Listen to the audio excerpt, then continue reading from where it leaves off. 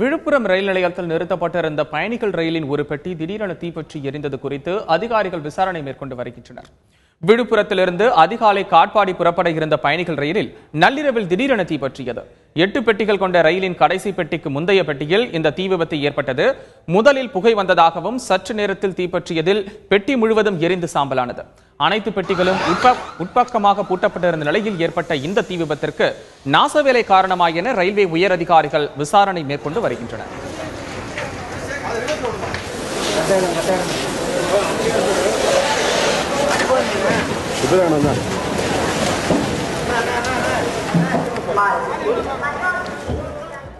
விழுப்புரத்திலிருந்து காட்பாடி செல்லக்கூடிய பேசஞ்சர் ட்ரெயின்ல ஒரு கம்பார்ட்மெண்ட் கம்ப்ளீட்டா கம்பார்ட்மெண்ட்டை வந்து நின்ன உடனே கிளீன் பண்ணி லாக் பண்ணியிருக்கு. இந்த கம்பார்ட்மெண்ட்ல ஒரு ஃபயர் ஆயிருக்குன்னு எங்களுக்கு 1 o'clock மெசேஜ். உடனே விழுப்புரத்திலிருந்து 2 தீயணைப்பு வாகனங்கள் உடனடியாக வந்து இந்த ஃபயரை ½ an hourல புட் அவுட் பண்ணிட்டோம். ஒரு கம்பார்ட்மெண்ட் கம்ப்ளீட்டா எரிஞ்சிருக்கு. இதுல வந்து மோர் தென் 1 lakh லாஸ் இருக்கு. இந்த தீ விபத்துக்கான காரணம் வந்து ஏதோ விசமிகள் வேணும்னு தீ வச்சிருக்கணும். இந்த காரணத்தினால தான் ஃபயர் ஆயிருந்திருக்கு. மற்றபடி RPF வந்து இதை ரெஜிஸ்டர்ட் கேஸ் இன்வெஸ்டிகேட். RPF வந்து இதை இன்வெஸ்டிகேட் பண்ணி இந்த ஃபயருக்கான காரணம் என்னன்னு சொல்லுவாங்க நமக்கு.